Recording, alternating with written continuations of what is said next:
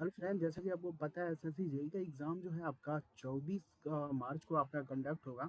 तो इसके रिगार्डिंग हम लोग यहाँ पे कुछ बातें करेंगे, जिसके जो है मोस्टली बहुत सारे कैंडिडेट जो होते हैं एग्ज़ाम के टाइम जो है प्रिपरेशन तो अच्छी होती है, लेकिन एग्ज़ाम के लास्ट टाइम कुछ ना कुछ गलतियाँ हो जाती हैं, जिनके वजह से सिलेक्शन नहीं हो पाता है या फिर बहुत सारी चीज़ें प्रॉब्लम आती है। तो उन सारी चीज़ों पे आज हम लोग डिस्कस करेंगे हम लोग, ठीक है।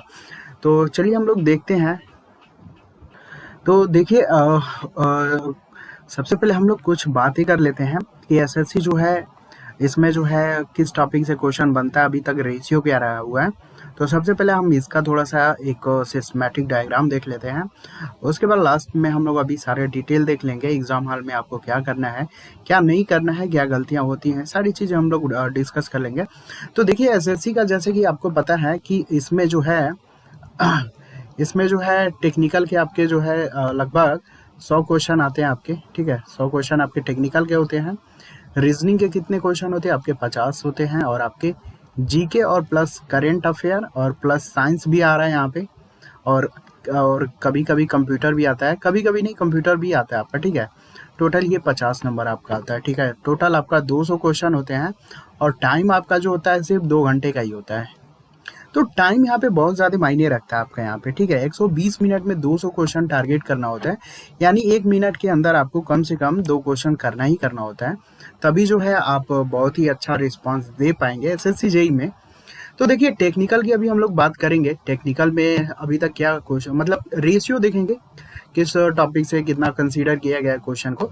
उसके बाद हम लोग रीजनिंग पे तो उतना कंफर्म नहीं है, मतलब रीजनिंग पे इजीली आप 40 प्लस स्कोर कर सकते हैं, लेकिन थोड़ा सा यहाँ पे टाइम मैनेज होता है और इसको सब। तो सबसे पहले अभी हम लोग टेक्निकल को देख लेते हैं, ठीक है। अभी टेक्निकल पे हम लोग फोकस करते हैं।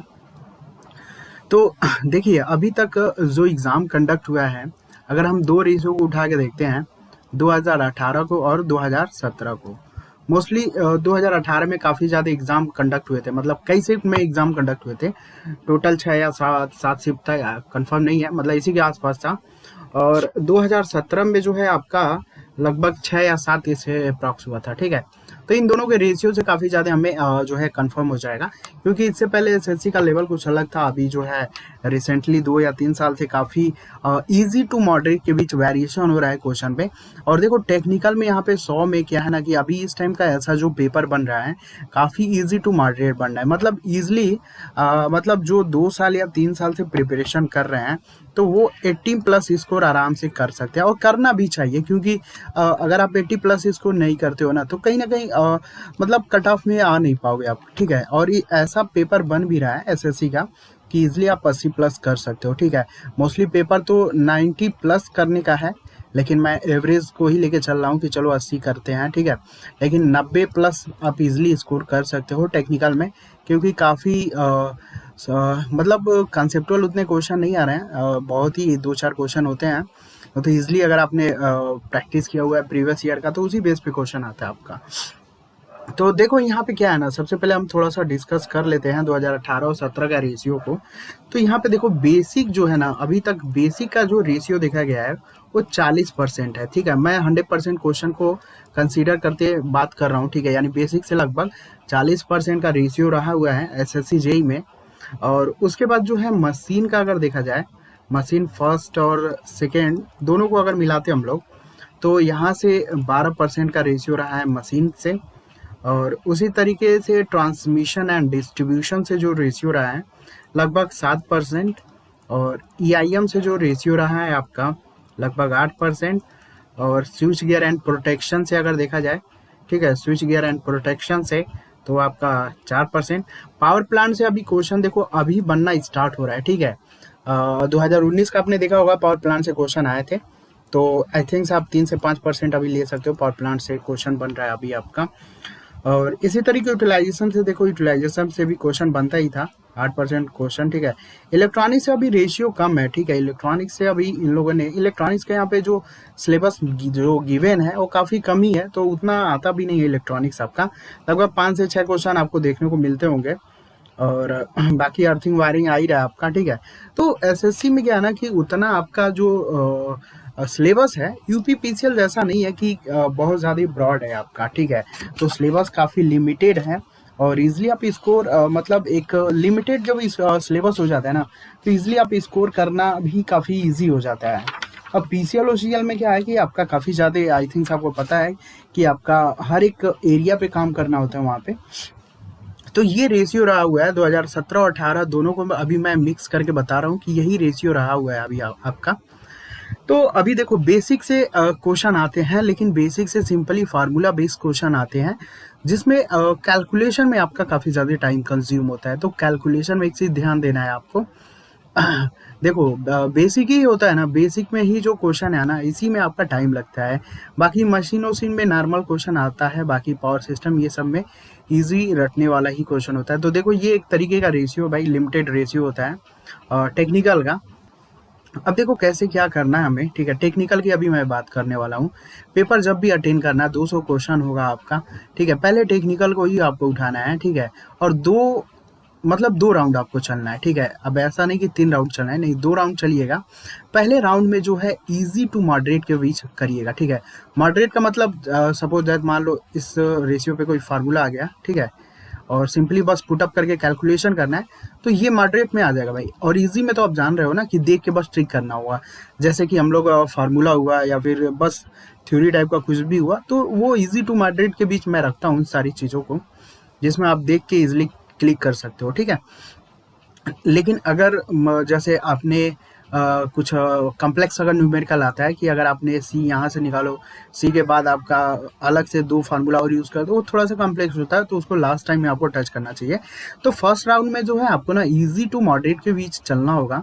उसके बाद देखो, उसके बाद इजी टू मॉडरेट जो फर्स्ट राउंड आप चल लेते हो, तो सेकेंड जो आपका हार्ड है ना, ये आपका सबसे लास्ट में चलना है, ठीक है, टेक्निकल में। इसको करने के बाद आप तुरंत आ जाओ जीके और करंट अफेयर पे आ जाओ। और इसमें आपको ज़्यादा टाइम नहीं देना है, 10 से 15 मिनट के अंदर ही जो है कर लेना है। 10 मिनट सफिशियंट होता है जीके में और करंट अफेयर में, क्योंकि अगर आप पढ़े हो आ रहा है तो ईजिली कर सकते हो। तो 10 मिनट से आपको टाइम ज़्यादा नहीं देना है, ठीक है। मोस्टली 10 मिनट बहुत होता है, क्योंकि 1 मिनट में ईजिली आप 3 से 4 क्वेश्चन कर सकते हो अगर आ रहा है तो 10 मिनट में आप इजीली कितना हुआ, 10 गुणे 4 कर लो, 40 प्लस कर सकते हो इजीली, ठीक है। किसी क्वेश्चन में कम लगता है, किसी तो आई थिंक मैनेज हो जाता है। तो 10 मिनट आपको सिर्फ जो है देना है किसमें, देखो जो क्वेश्चन आएगा इजी आप कर लोगे, नहीं आएगा तो नहीं कर पाओगे, ठीक है। जीके और करंट अफेयर कंप्यूटर में हुआ, और इसमें आपको 10 ही मिनट देना है। रीजनिंग देखो, अगर रीजनिंग की अगर हम बात करते हैं ना, तो रीजनिंग में क्या होता है ना, 50 में मोस्टली टारगेट करने के लिए होता है भाई, 40 प्लस आप टारगेट कर सकते हो, लेकिन टाइम थोड़ा सा यहाँ पे जाता है। तो रीजनिंग को क्या करना है ना, जो आप यहाँ पे हार्ड क्वेश्चन जो छोड़े हो ना, उसको बाद में ही करना, क्योंकि देखो हार्ड में भी क्या होगा ना कि एक डाउट होगा और एक डाउट नहीं होगा। तो जिसमें डाउट नहीं होगा ना, तो उसको आप मतलब कर सकते हो उस टाइम ही, लेकिन मैं तो बोलूँगा इसको अभी छोड़ दो, ठीक है। अभी इजी टू मॉडरेट करो, फिर उसके बाद जो सेकेंड राउंड यहाँ पे बच रहा है ना, उसको गैप दे दो, छोड़ दो उसको, सीधे आ जाओ आप नॉन टेक पे, क्योंकि देखो नॉन टेक ही सिलेक्शन दिलाएगा आपका। ऐसा नहीं है कि टेक्निकल में हार्ड के पीछे लग गए और इधर टाइम कंज्यूम हो गया भाई, ठीक है। तो सिलेक्शन आपका हर क्वेश्चन एक ही नंबर का है, चाहे आप टेक्निकल से करते हो या फिर नॉन टेक से करते हो, एक ही क्वेश्चन है, एक ही नंबर मिलेगा, ठीक है। वैल्यू दोनों की सेम है ना, तो इसलिए मैं हार्ड क्वेश्चन को यहाँ पे रिकमेंड नहीं करूँगा। आपको टाइम मिलता है तो लास्ट में जाइएगा, इजी टू मॉडरेट जो है आप यहाँ पे कर लीजिएगा। और इजी टू मॉडरेट आता है भाई 70 प्लस आप इजीली कर सकते हो, ठीक है। इजी टू मॉडरेट का जो लेवल होता है ना, वो 70 प्लस ही रहता है करने के लिए। 10-15 क्वेश्चन रहते हैं जो आपके हार्ड में आते हैं, तो वो लास्ट में करिएगा, एकदम लास्ट में करना है आपको। उसके बाद जैसे टेक्निकल पे करिएगा फर्स्ट राउंड, तो आ जाइएगा आप जीके पे और करंट अफेयर पे कर लीजिएगा 10 मिनट में। रीजनिंग पे आपको जो है 50 क्वेश्चन आते हैं, तो कोशिश करिएगा कि 40 मिनट जो है 40 से 45 मिनट दिया जाए। और इसमें जो है मतलब जो क्वेश्चन अगर नहीं आ रहा है ना, तो कोशिश देखो, इसमें तो बस आपका इंस्टेंट टाइम में अगर जो है अगर आ जाता है क्वेश्चन तो कर लेते हो। क्या कोडिंग है डिकोडिंग ये आप जान ही रहे होगे, तो अगर उस टाइम अगर पंच अप कर जाता है तो इजीली माइंड को क्लिक बैक कर जाता है कि हाँ ऐसे होगा। लेकिन अगर नहीं आता है, सो कोई सीरीज है या चीज़ अगर नहीं आता है, तो थिंकिंग करने में बहुत ज़्यादा टाइम लगता है ना, तो वैसे पे आपको टाइम कंज्यूम नहीं करना है, ठीक है। उस टाइम में आपको इस वाले पे काम करिएगा। फिर जो जो क्वेश्चन अगर रीजनिंग में गैप हो रहा है ना, बहुत सारे क्वेश्चन होंगे देखते हो जाएगा, लेकिन जहाँ पे सीरीज नहीं बन रहा है तो उन सबको छोड़ते जाइएगा। अब ये नहीं कि बैठ के लगे 5 मिनट उनमें सीरीज कैसे बन रहा है, ये नहीं, वो 5 मिनट छोड़ दीजिएगा, ठीक है। वो जो हार्ड क्वेश्चन अगर आ रहा है ना उस पर टाइम दे लीजिएगा। उसके बाद रीजनिंग में सबसे लास्ट में क्या करना है, जो रीजनिंग में आपका नहीं सीरीज नहीं बन रहा है, कोडिंग निकोडिंग नहीं बन रहा है, कैसा है, वो सब लास्ट में दिमाग लगाइएगा, ठीक है। जो आ रहा है उसको कर लीजिएगा, क्योंकि देखिए रीजनिंग में क्या होता है ना, 1-2 सेकेंड टाइम में अगर आप क्लिक बैट कर ले रहे हो, मतलब पकड़ ले रहे हो ना, तो आप इजीली कर ले जाओगे। अगर सीरीज नहीं पकड़ में आ रही है तो काफ़ी ज़्यादा टाइम कंज्यूम हो जाता है ना। तो मोस्टली जब स्टूडेंट इसमें जाते हैं ना, तो इसी में क्या होता है कि टाइम इन काफ़ी ज़्यादा बर्बाद कर देते हैं। तो ये थोड़ा सा एसएससी जेई का भाई गेम है। आपको मैंने जैसे कि बताया, फर्स्ट राउंड में आप इजी टू मॉडरेट टेक्निकल लेके चलिएगा। जो सेकेंड राउंड हार्ड होता है ना, उसको एकदम लास्ट में रखना है। एकदम लास्ट में नहीं, मतलब रीजनिंग के जो मतलब जो क्वेश्चन हो गया, जो आपको सीरीज नहीं बनना या फिर कोडिंग नहीं समझ, उसको सबसे लास्ट में रखिएगा। और हार्ड वाला जो है ना, इसके जस्ट पहले रखना है आपको, ठीक है। अगर जो आ रहा है तो कर लीजिएगा, लेकिन रीजनिंग में जो चीज़ें अगर नहीं बन रही है ना, तो उसको छोड़ दीजिएगा, उस पर टाइम आपको नहीं देना है। तो 40 से लेकर 45 मिनट मैं मान रहा हूँ कि रीजनिंग पे देना है। 10 मिनट मैं मान ले रहा हूँ कि जीके और करंट अफेयर पे आपको देना है। तो अप्रॉक्सीमेटली कितना हुआ, 1 घंटा मान सकते हो ना, और 1 घंटा में इजिली आप टेक्निकल पे काम किया जा सकता है, ठीक है। तो यही टाइम मैनेज है। जो थोड़ा बहुत अगर आप यहाँ पे टाइम बचा ले रहे हो ना, तो उसको आप यहाँ पे लगा सकते हो, ठीक है। लेकिन रीजनिंग देखो काफ़ी स्कोरिंग होता है, तो मैं तो यही बोलूँगा कि हार्ड जो भी टेक्निकल में क्वेश्चन होगा ना, उसको छोड़ के आप रीजनिंग पे काम करना, क्योंकि आई थिंक मैंने बताया कि दोनों की वैल्यू सेम है। सभी क्वेश्चन का जो नंबर होगा एक ही होगा, सिलेक्शन के लिए दोनों इंपॉर्टेंट है भाई, ठीक है। तो ये चीज़ है। अब देखो, यह तो बात हो गई ना, कैसे हमें हाल में क्या मतलब एग्जाम हॉल में क्या चीज़ है पहले अटेंड करना है, क्या नहीं करना है। तो पहले भाई टेक्निकल ही अटेंड करिएगा, ठीक है। ऐसा नहीं कि नॉन टेक से उठाएं, पहले आपको टेक्निकल अटेंड करना है फर्स्ट और सेकेंड राउंड में, ठीक है। उसके बाद तुरंत आपको आ जाना है जीके करंट अफेयर पे 10 मिनट दीजिएगा। फिर रीजनिंग पे 40 मिनट दीजिएगा। जो क्वेश्चन अनडाउटेबल है उसको रखिएगा लास्ट में, और ये सेकेंड राउंड तब गेम खेलिएगा। उसके बाद लास्ट में आके जो रीजनिंग पे आपका जो गेम मतलब जो सीरीज या फिर जो भी हो, अगर नहीं आ रहा है तो उस पर काम करिएगा लास्ट में, ठीक है। और यहाँ पे जो हार्ड आप क्वेश्चन रख रहे हो ना, जो आ रहा है उसी को क्लिक बैट करिएगा। ये नहीं कि इसमें भी टाइम आपको कंज्यूम नहीं करना है, ठीक है। टाइम आपको उसी चीज़ पे लगाना है जो चीज़ लगभग 50% से ऊपर आपको उस बारे में आपको आ रहा है। ऐसा नहीं कि 100% आ नहीं रहा है और आप उस चीज़ के बारे में सोच रहे हो, ठीक है। तो ये टाइम मैनेज काफ़ी इंपॉर्टेंट रहता है एसएससी जेईई में। अगर टाइम मैनेज नहीं कर पाते हो तो काफ़ी ज़्यादा प्रॉब्लम होता है। 2 घंटे का टाइम है। चलो अब बात करते हैं हम लोग क्या गलतियाँ होती है क्वेश्चन करने में।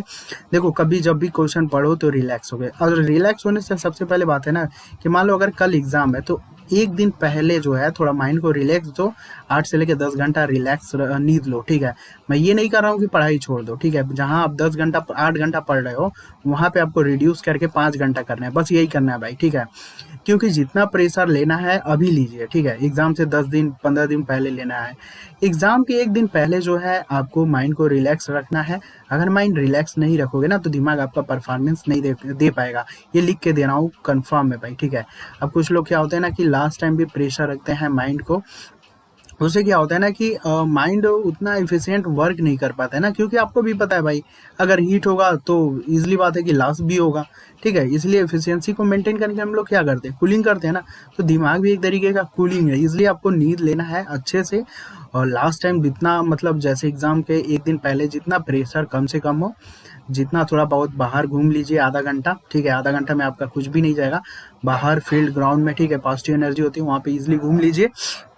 और जहाँ पे आप जो 8 घंटा पढ़ रहे हो ना, उसको थोड़ा सा कम कर दो, नींद काफ़ी अच्छी लो, तभी परफॉर्मेंस दे पाओगे। और ये काम करना है आपको 1 या 2 दिन पहले। वैसे तो मोस्टली रिकमेंड करता हूँ मैं 1 दिन पहले ही, लेकिन एक दिन में क्या होता है ना कि आप कहीं अगर सेंटर दूर है तो ईजिली आप ट्रेवल ही करोगे, तो फिर भी उस टाइम भी रिलैक्स ही रहना है भाई, ठीक है। रिलैक्स रहना है, कोई कॉमेडी वॉमेडी देख सकते हो, ठीक है। ज़्यादा ये नहीं कि अब उस टाइम भी माइंड को एकदम वो कर रहे हैं, माइंड रिफ्रेश नहीं होगा ना। देखो, मैं बार बार बोलता हूँ कि जितना प्रेशर लेना है इसे पहले लेना चाहिए ना। एग्ज़ाम के एक दिन पहले कोई मतलब नहीं होता ना। अब देखो यहाँ पे गलती क्या होती है ना कि जब भी हम क्वेश्चन पढ़ते हैं तो क्वेश्चन आपको इजीली आराम से पढ़ना है। अब कुछ लोग क्वेश्चन इतना फास्ट पढ़ते हैं और जो दिमाग में उनको याद होता है ना आंसर भी वही रहता है और मार के चले आते हैं। क्वेश्चन पढ़े या ना पढ़े, क्लियर हुआ ना हुआ, लेकिन दिमाग में कुछ चीज़ें रटी हुई हैं, बीके मेहता, राजपूत, जेबी गुप्ता सब, तो क्लिक बैट कर देता है, अरे यार ये आंसर है, चलो हाँ ये मार।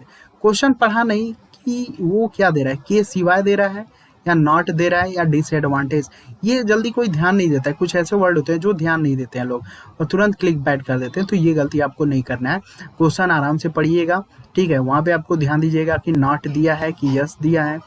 उसके बाद देता है अकर देता है, मतलब के सिवाय होता है, मतलब इन तीनों को छोड़ के कोई एक ऐसा वर्ड है जो इसको मैच नहीं कर रहा है, ऐसा भी क्वेश्चन आता है आपका। फिर मतलब लैंग्वेज है, देखो क्वेश्चन के लैंग्वेज में ही गेम होता है और आप जो रटे हो ना वो ऑप्शन ऊपर ही होता है, उसी को आप ट्रिक करते हो ना, यही गलती हो जाता है आपका। तो क्वेश्चन थोड़ा सा आपको ध्यान देना है कि कहाँ पे नॉट दिया है, एडवांटेज पूछ रहा है, डिसएडवांटेज पूछ रहा है, ये थोड़ा ध्यान दीजिएगा। और जो आपका माइंड में जो आप आंसर रटे हो ना वो ऊपर ही रहता है और उसी को आप क्लिक बैट करते हो। कभी भी गलती मत करना, चारों ऑप्शन आपको पढ़ना ही पढ़ना है, ठीक है। कुछ क्वेश्चन ऐसे होते हैं भाई कि चलो हाँ इसका 100% यही होगा, तो उस कंडीशन में मैं बोलता हूँ, लेकिन फिर भी आपको चारों ऑप्शन पढ़ना ही पढ़ना है, क्योंकि लास्ट में ए और बी का भी ऑप्शन होता है और आप क्वेश्चन बनाने वाला तो बनाएगा ही कि आपको लगेगा कि नहीं ए सही है, आप जल्दी में मार दोगे, लेकिन आप नीचे नहीं पहुंचते हो ना, ए बी भी होता है कहीं कहीं, मोस्टली 95% चांसेस होता है कि ए और बी है तो दोनों सही होता है ना। तो क्वेश्चन आपको इजिली अच्छे से पढ़ना है, कॉन्फिडेंस नहीं लेना है। और और यहाँ पे जो है आपका, तो ये सारी चीज़ हो गई, ठीक है। और उसके बाद देखो एग्जाम हॉल में जब भी बैठो तो निगेटिविटी आपको नहीं लेना है कि यार मेरा सिलेक्शन होगा नहीं होगा क्या होगा, ठीक है। ये सब आपको माइंड में प्रेशर नहीं देना भाई, ठीक है। अगर ये सब दोगे तो अगर देखो जैसा सोचोगे वैसा होता है, ये चीज़ ध्यान लेना। Attract law of attraction of motion आपका एक बुक आती है उसमें दिया गया है भाई, ठीक है। तो पॉजिटिव थिंकिंग करोगे ना तो पॉजिटिव चीज़ें होंगी। ये मत सोचो एग्जाम हॉल में बैठे या एग्जाम पे अरे यार होगा नहीं होगा कट ऑफ, ये सब नॉर्मलाइजेशन ये सब छोड़ देना भाई, ठीक है। बस आपको देना क्या है एग्जाम हॉल में, हमको बस ये सोच के जाना है कि मैं अपना बेस्ट से बेस्ट देना है भाई मुझे, ठीक है। और माइंड में ये भी सेटअप मत करके जाना कि मैं 200 क्वेश्चन है तो मैं 190 करके आऊँगा, नहीं भाई ऐसे सब सेटअप नहीं करना है आपको। बस आपको ये माइंड में रखना है कि मैं बेस्ट से बेस्ट दूंगा और ज़्यादा से कम गलतियाँ करना है मुझे, और जितना क्वेश्चन आता है ना ज़्यादा से ज़्यादा अटेंड करना है, ये सब पॉजिटिव माइंड में रखना है आपको, ठीक है। ये सब नहीं कि 190 सेट कर लिए भाई हम 190 ही करके आएंगे, तो आप 190 करके ही आओगे भाई, ठीक है, कंफर्म है, पेपर का लेवल जैसा भी हो। लेकिन आप जहाँ पे टारगेट फिक्स कर लेते हो ना उसके बाद पॉसिबिलिटी ज़्यादा हो जाती है आपके नीचे आने की, मतलब सिलेक्शन ना होने की, ठीक है। तो सेट मत करके जाओ ना कि मुझे इतना ही करना है, बस ये जानो कि मुझे अपना बेस देना है, यार जो मैंने पढ़ा यार उसे बाहर क्या पूछ लेगा, चलो पूरा का 100% मुझे देना है भाई, ठीक है। तो ये सारी चीज़ होते हैं। और बाकी निगेटिव थिंकिंग आपको नहीं लेना, यार होगा नहीं होगा सर ये चीज़, ठीक है। जब भी डिमोटिवेट हो कोई कॉमेडी देख लो या फ्रेंड से बात कर लो, ठीक है। और ज़्यादा प्रेशर आपको नहीं लेना है, ठीक है। अगर बेस्ट परफॉर्मेंस देना है ना भाई तो एक दिन पहले बहुत ही रिलैक्स रहना ही पड़ेगा। देखो सिंपल अगर मैं छोटा सा एग्जांपल देना चाहूँ तो क्रिकेट में आप देख लो रोहित शर्मा हुए या फिर विराट कोहली हुए, प्लेयर तो अच्छे हैं भाई, ठीक है, लेकिन किसी मैच में चलते हैं, किसी मैच में क्या होता है नहीं चलते हैं, क्या होता है रीज़न आपका, कभी कभी प्रेशर ले लेते हैं ये लोग, ठीक है। तो ये सारा गेम प्रेशर का है और एनर्जी कंजर्वेशन का है भाई, ठीक है। आपका एनर्जी कहाँ पे आप इन्वेस्ट करो ये सब मायने रखता है। तो एनर्जी इन्वेस्ट आपको यूजली बहुत ही अच्छे तरीके से आपको इन्वेस्ट करना है और प्रेशर नहीं लेना है भाई। देखो सारा गेम प्रेशर का ही है। मैं ये बोलता हूँ कि जितना भी तैयारी करना है एग्जाम से पहले जो है 3 या 4 दिन पहले जितना प्रेशर लेना है, मतलब 100% लोड पे काम करो भाई, ठीक है। ब्रेक डाउन हो जाओ उससे भी कोई दिक्कत नहीं होगा, ठीक है। ब्रेक डाउन का मतलब आई थिंक समझ ही रहोगे ना, पुल आउट टार्क जो है ब्रेक डाउन हो गया भाई, उससे भी आप ऊपर चले जाओ कोई दिक्कत नहीं है। लेकिन यार एग्जाम से 2 दिन पहले रिलैक्स रहो, ठीक है। एग्जाम से 2 दिन पहले आपको बहुत ज़्यादा रिलैक्स रहोगे ना तभी आप इजीली परफॉर्मेंस दे पाओगे। जैसा कि मैंने कूलिंग और हीटिंग का इफेक्ट बताया, ठीक है। जितनी भी लाइफ है अपनी ना सब मशीन के थ्रू ही कनेक्ट है भाई, ठीक है। इसलिए मैं एग्जांपल आपका मशीन के थ्रू या फिर बोल सकते हो इलेक्ट्रिकल के थ्रू ही समझाने का कोशिश कर रहा हूँ। तो ये सब बहुत ही मायने रखता है। जितना प्रेशर लेना है आपको 2 दिन पहले लेना है और लास्ट में देखो ऑब्जेक्टिव मत लगाना, जितना लगाना है 2 दिन पहले जितना लगा लो। लास्ट टाइम में जो भी आप नोट्स बनाए हो थ्योरी उस पर थोड़ा बहुत रिवाइज कर लो, ठीक है। तो वही सब बेनिफिट करता है। क्योंकि देखो एक चीज़ क्या है ना, कुछ लोग होते हैं कि लास्ट टाइम भी क्या होता है कि वो ऑब्जेक्टिव पे ऑब्जेक्टिव काम करते रहते हैं। अरे यार ये बताओ अगर मान लो कोई कोई इल्यूमिनेशन का मात्रा क्या है, लक्स का मात्रा क्या है, कैंडेला का, तो ये आप ऑब्जेक्टिव में कहीं पहले क्वेश्चन पे मिलेगा, कहीं तीसरे क्वेश्चन पे मिलेगा, कहीं 10वें पे, तो ये आपका याद करने में इजीली उतना मजा नहीं आता ना। बस आपको क्या पता चल गया एमसीक्यू से, बस ये पता चलता है कि वैरायटीज ऑफ क्वेश्चन कैसे डिजाइन हो रहा है, क्या चीजें हैं, कौन से एरिया पे इंपॉर्टेंट है, कौन एरिया इंपॉर्टेंट नहीं है। लेकिन अगर वही आप शॉर्ट टाइम नोट्स पढ़ते हो ना, तो सारा फार्मूला, सारी चीजें एक पास होती है ना, और जो चीज एक पास होती है ना, तो वो याद करने में काफी आसानी होता है आपका, ठीक है। आई थिंक समझ रहे हो भाई। तो जितना एमसीक्यू करना है ना, वो आप 4 दिन पहले जितना करना है करिए, ठीक है। लेकिन 2 से 3 दिन जो क्या है ना, कि ऊपर ऊपर थ्योरी और ऊपर ऊपर आपने जो नोट्स बनाए हो ना, उस सब पे काम करना चाहिए ना, क्योंकि समझ ही रहे हो क्या मेन डिफरेंस कहाँ पे आता है। एमसीक्यू लेना है तो बस बहुत कम कर दो ना, अगर 100% है तो 20% कम कर दो, या 30% कर लो बस इसको, ठीक है। लेकिन लास्ट में देखो थ्योरी व्योरी पे क्या होता है ना, कि बहुत सारे फार्मूले होते हैं। अब आप ऑब्जेक्टिव लगा रहे हो तो उसमें तो फार्मूला दिया नहीं होगा भाई, फार्मूला तो अपने माइंड से ही सोच के लगाना है ना। तो लास्ट टाइम अगर फार्मूला बहुत लोग भूल जाते हैं भाई, ठीक है। तो क्या होता है कि फार्मूला जब भूल जाते हो ना, तो ऑब्जेक्टिव लगाने से बस यही है कि एरिया क्या इंपॉर्टेंट है, ये सारी चीजें पता चलती हैं। लास्ट में आपका थ्योरी ऊपर, अब ऐसा भी नहीं कि थ्योरी में चले कॉन्ट्रैक्शन पढ़ने भाई पूरा अच्छे से नहीं, बस ऊपर ऊपर देख लो। हाँ ये इंपॉर्टेंट है यार वाइंडिंग में, हाँ ये चलो ऊपर ऊपर ट्रिक मारा ही होगा आपने, जो बुक पढ़ी होगी, तो ऊपर ऊपर देख लो, उसको बोलते हैं शॉर्ट टर्म रिवीजन, ठीक है।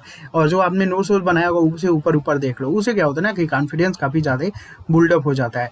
ये नहीं कि एमसीक्यू को 100% करना कब है भाई, ठीक है। ये 100% आपको 4 या 5 दिन पहले टारगेट करना होता है, कि 4-5 दिन पहले हम एमसीक्यू कर लिया है, ठीक है। लेकिन 4-5 दिन पहले एग्जाम से आपको जो है थ्योरी पे और जो आपने जो भाई शॉर्ट नोट्स बनाया ना, उस पे काम करना है। और कॉन्फिडेंस यहीं से उठ के आता है ना, क्योंकि सारा कंटेंट आपका एक जगह यहाँ पे अवेलेबल है, और यहाँ पे तो भाई ऑब्जेक्टिव है, तो आप थिंक समझ ही रहो। तो ये आप गलती मत करिएगा। गलती क्या, आप तो लास्ट से 1-2 दिन बचा हुआ है, तो इसलिए आप अभी भी नहीं देखोगे ना, तो अब ऑब्जेक्टिव छोड़ो, बहुत देखना है तो 20-30% देख लो, ऊपर ऊपर थ्योरी, शॉर्ट नोट्स, ये सब पे काम करो, ठीक है भाई। तो यही सारी चीजें हैं भाई, ठीक है। क्वेश्चन को आराम से पढ़िएगा, और सारी चीज मैंने बता ही दिया हुआ है क्या। और देखो जो भी आप आंसर जो माइंड में हम लोगों के रटा होता है ना, वो पहले पे ही रखता है जो एग्जामिनर होता है, ठीक है, ताकि आप उसको जल्दी से ट्रिक मारो और गलती हो जाए, ठीक है। ज्यादा पॉसिबिलिटी होती है, तो आपको चारों ऑप्शन पढ़ना है, इससे ध्यान दीजिएगा, चारों ऑप्शन पढ़ना है। ये नहीं कि मुझे मशीन ही पूरा इंडक्शन मोटर याद आ रहा है भाई, बहुत ही अच्छे से मैंने प्रिपेयर किया हुआ है, लेकिन अगर वो क्या पूछ ले, घुमा के पूछ ले, तो इजिली आप जो बहुत लोग क्वेश्चन पढ़ते भी नहीं है। हाँ यार चलो रोटेशन अपोजिट कर दिया है, तो जो स्लिप है यार NS माइनस, जो रोटर की स्पीड है वो भी माइनस हो जाएगी। तो बहुत ये सब छोटा छोटा चीजें गलती करते हैं लोग। एयर गैप पावर पूछा यार, तो वो मैकेनिकल पावर डेवलपमेंट ही होता है, 1 - N into rotor input power. तो ये सब घुमा घुमा के क्वेश्चन, मतलब लैंग्वेज का गेम है भाई, ठीक है। लैंग्वेज थोड़ा बहुत चेंज कर दिया गया ना, तो लोगों को क्या है ना कि वो लोग एक तरीके से रटे हैं, या फिर मतलब उनके माइंड में वही सेटअप हो गया है, वो तुरंत देखते भी नहीं है क्वेश्चन, बस हाँ चलो ये हुआ, हाँ बस निकाल दिया। लेकिन क्वेश्चन में वही घुमा के पूछा जाता है ना, तो सारा गेम लैंग्वेज का ही है, और लैंग्वेज ही आपको डिस्टर्ब करता है भाई, ठीक है। तो आई थिंक आप समझ गए होंगे लैंग्वेज का मतलब कहाँ से है। तो चलिए फिलहाल आपका एग्जाम जो है बहुत अच्छा जाए, ठीक है। उसके बाद हम लोग जैसे एग्जाम कंडक्ट होगा, पेपर के एनालिसिस कर लेंगे। लेकिन अगर देखो इजीली स्कोर करना भाई, ठीक है, 80 से 90 स्कोर कर सकते हो हम लोग, और रीजनिंग में 35 से 40 इजीली स्कोर कर सकते हो। तो इसको जोड़ लो, 80 4 120 हुआ। और जीके के बिना देखो कम से कम 20-25 तो करो ही करो, ठीक है। तो 140 से 45-50 से ऊपर ही कर लो जाओगे, ठीक है। मैं ये मिनिमम रेंज लेके चल रहा हूँ, 140 से ऊपर ही रहना भाई, ठीक है। ओबीसी की मैं बात कर रहा हूँ, और जनरल वालों का 145 प्लस ही रहना, ठीक है। कोशिश करना, क्योंकि देख रहे हो ना सीटें कम है, तो ये सब मैं माइंड में ये नहीं बोल रहा हूँ। देखो पेपर का लेवल कुछ भी वेरिएशन हो सकता है ना, तो ये सब माइंड में नहीं है। लेकिन फिर भी देखो लास्ट 2-3 साल से अगर देखा जाए ना, तो ये आप इजिली स्कोर कर सकते हो, ठीक है। टेक्निकल में 80-90 कोई 80 प्लस कोई बहुत बड़ी बात नहीं है यार टेक्निकल में, ठीक है। नॉन टेक में 35 से 40 आप कर सकते हो, रीजनिंग में आपको भी पता होगा। और जी के करंट अफेयर यार 20-25 अगर अच्छे से किए हो तो 20-25 से ऊपर जा सकते हो। मतलब ओवरऑल जो है इजिली 140 प्लस तो जा ही सकते हो भाई, ठीक है। लेकिन बस देखो एक चीज ध्यान देना, लैंग्वेज का गेम है भाई, लैंग्वेज को इजिली समझना ना, तो आप सीधे सीधे आ जाओगे निगेटिव मार्किंग पे, ठीक है। निगेटिव मार्किंग रिस्क कहाँ पे लेना भाई, 50% में रिस्क लेना है, वो भी 5 से लेके 10 क्वेश्चन में, ठीक है। 10 क्वेश्चन भी गलत हो रहा है ना, तो 2 नंबर ही आपका जाएगा। लेकिन पॉसिबिलिटी अगर 10 क्वेश्चन अगर सही हो गए, 10 में अगर 1-2 भी गलत हुआ ना, तब भी आप 70% से ऊपर आप पॉजिटिव साइड में हो। लेकिन कुछ लोग क्या है ना कि अगर कोई क्वेश्चन का आंसर ही नहीं पता है ना, उस पर भी रिस्क लेते हैं, तो वैसे आपको नहीं करना है भाई, ठीक है। अगर आपको पता ही नहीं है, चारों ऑप्शन ही आपको नहीं समझ में आ रहा है, तो उस पे आप रिस्क मत लीजिएगा, 50-50 वाले पे रिस्क लीजिएगा, ठीक है। तो यही सब छोटी मोटी बातें थी भाई, ठीक है। इसलिए आप फ्री रहिए और पॉजिटिव सोचिए भाई, सिलेक्शन होगा। ये एग्जाम नहीं तो अगला, बहुत सारे एग्जाम है भाई, ठीक है। ये मत सोचिए कि हाँ मेरा होगा नहीं होगा, ये सब छोड़ दो भाई, ठीक है। इजिली पॉजिटिव रहो, बहुत सारे वैकेंसी आएंगे, ये सब नहीं है। बस क्या करना है भाई, इजिली प्रिपरेशन लेवल को मेंटेन रखना है अपने आप को, ठीक है। प्रिपरेशन लेवल जिसका मेंटेन होगा ना, इजिली आज नहीं तो कल, कल नहीं तो परसों 100% होगा यार। लेकिन जो कमी है ना, उसको इंप्रूवमेंट करना बहुत जरूरी है। ये नहीं कि आपके जो कमी है उसको आप नेगलेक्ट करो यार, उसी में लगे हुए हो जो चीज़ आपका प्लस है, ठीक है। जो निगेटिव यार उसको भी तो मेंटेन करना होता है ना। तो वही होता है लेवल को मेंटेन करना। तो उन सारी चीज़ों पे भी इंप्रूवमेंट करोगे तो आज नहीं तो कल यार 100% श्योर होगा, जो अपने मतलब बहुत ही अच्छे तरीके से लगा हुआ है, ठीक है। तो यही सारी चीज़ें भाई, ठीक है। तो चलिए, बेस्ट ऑफ लक, आपका एग्जाम बहुत अच्छा हो, पेपर जैसे होगा हम लोग एनालिसिस करेंगे, ठीक है। Thanks for watching.